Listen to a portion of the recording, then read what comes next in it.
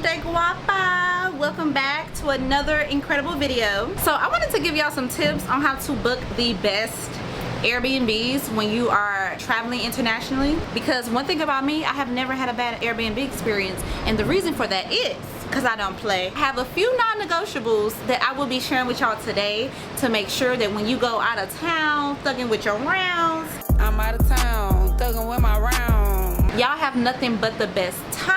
So let's go ahead and get into this video, baby. These tips are not in order, they all important, but I gotta number them off so I can keep up with myself. All right, handy dandy notebook here. Tip number one, never book a new listing. If it say new and ain't got no reviews, don't you be the first one, boo. And I understand that everybody gotta start somewhere, but you was not about to start with me. Y'all, this sun is kicking my ass. Can I get a thumbs up for burning for y'all? The only time that I would book a new listing is if the host is a super host and I can view reviews for their other listings. And those other listings gotta have 5-star reviews, at least 20 to 50 minimum. That's a big jump. Let's go with 30. At least 30 5-star reviews, and they gotta be recent. So if the listing you're looking at is new, go look at their other listings, go look at those reviews thoroughly and see if this host is a good host. Because 9 times out of 10, if they're doing a damn thing with their other listings, they're gonna be doing a damn thing with the one you want. So that's the only time I will possibly book a new listing, and even then I would write the host first and just kind of fill them out, you know what I mean? So yeah, that's tip number one. Tip number two, you gotta read those reviews, baby. And by read them, I mean read them good. Read them thoroughly, okay? At least 10 to 15 reviews, and also make sure they're recent. So if they haven't had like a review in like 6 months to a year, I don't know if these reviews are still relevant. And you want to read them thoroughly because you need to know things that people may have mentioned, but it really didn't affect their 4-star or their 5-star rating. So like, for example, maybe they say it was a lot of stairs and you handicapped, can't do stairs, baby. Or maybe they didn't have no hot water on some days and you like to take hot showers. That's important. Or maybe there was no AC and the ceiling fan just won't do for you. So these are things that you absolutely want to read because it may not be in the description, or you just be maybe looking at the rating. Oh, they got 5 stars, I'm gonna book it. Read. And if you don't know how to read, learn how to read first, okay? Now, tip number 3, super important, don't skip over this one, and that is to never, ever book outside the app. I don't care what they offer you, I don't care what they say, baby. Don't you leave Airbnb. First of all, it's against their rules, it's against the terms of service. But second of all, if you leave Airbnb and something happens, you have no protection at all. So don't you leave that platform. Don't you leave that platform. No, but for real, don't leave that platform. Tip number 4. I know that y'all may be on Airbnb looking through the listings and it's so cute that you forget to look at the area. Now all of a sudden you in the middle of nowhere. We don't want that. So you want to make sure that you check the area, look at the description, ask the host if there's any nearby restaurants, bars, any attractions. Unless you're going on a off the grid getaway, baby, we need to be able to walk and be near stuff, see other walks of life, okay? So you got to make sure that the Airbnb area is a good area, super safe, and that you're close to other things that won't require you to have to Uber everywhere or get a rental and drive, unless that's your vibe. If that's your vibe, cool. But if it's not, that is something you absolutely need to check. I do not play about my area, baby. What's the neighborhood like? What's the hood like? And on top of that, is it safe at night? These are questions you need to ask, or make sure you're reading through some reviews to see if people mention this. Very important, especially if you are traveling solo or as a couple or as women. Girl, we gotta be safe, especially out the country, babes. Safety first. Now, tip number 5 is completely optional. It's up to you, boo.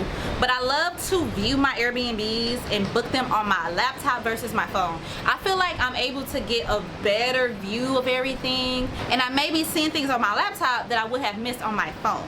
So definitely when y'all are viewing Airbnbs, just go to your laptop. And if you ain't got no laptop, go to the library, I don't know. Okay, so next tip, I forgot what number I'm on, I think 6? Yeah, tip number 6. This is gonna vary depending on how long you plan to be on this trip, but you got 2 options. If you're going on a longer trip, maybe like 2 weeks or a month or longer, if you really did your due diligence, you can just go ahead and book it out. If you see other reviews for people who stayed as long as you're looking into staying,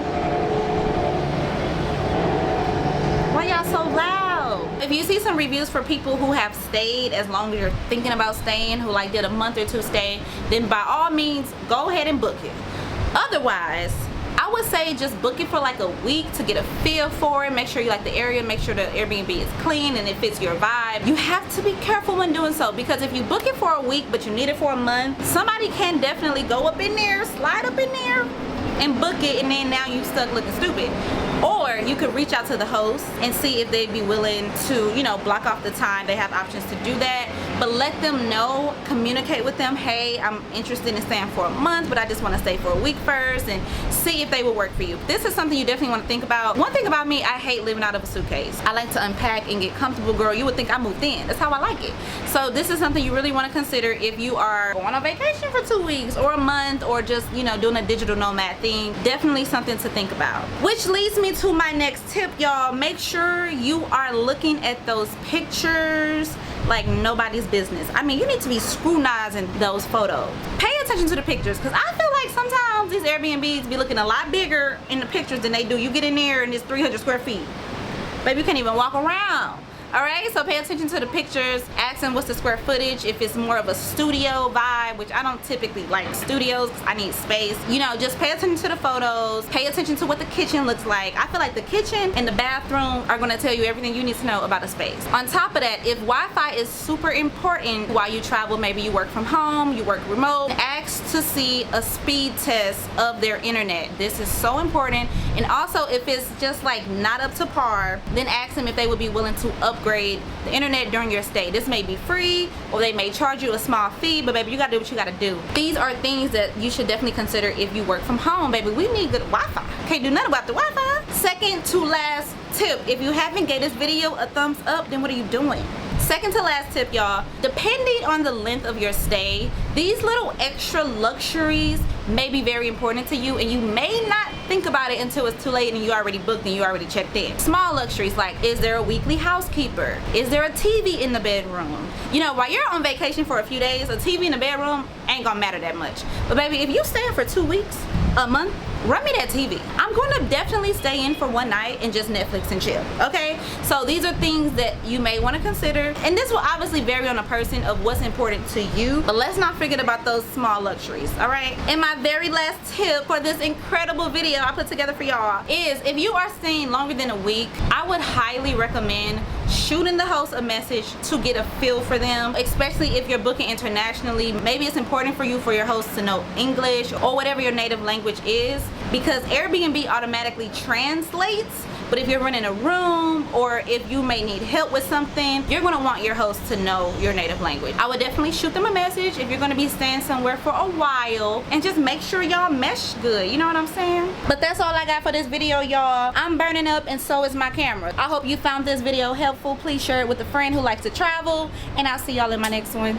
Mwah! Adios.